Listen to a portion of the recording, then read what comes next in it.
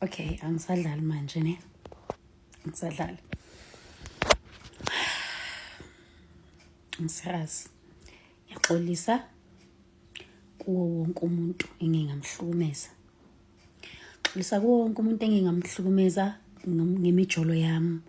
My friends, my family, whoever who was close to me, and whenever my relationship wasn't working out, ngiyekubona ngiyobatshela inkinga zami, ngikhale kubona, and knowing that they love me, they would feel it.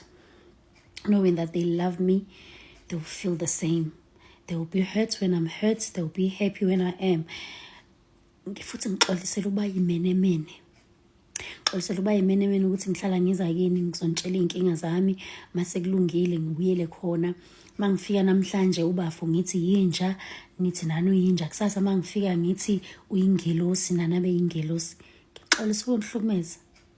From the bottom of my heart, I mean this. Siyabahlukumeza abantwana babantu. Siyabahlukumeza abantu abasithandayo ngokuthi thina sihlale kuma toxic relationship, and then they have to show up. They have to feel it. They have to relate. They have to come with solutions. They are there. Ngiyaxolisa abantwana basekhaya kakhulu.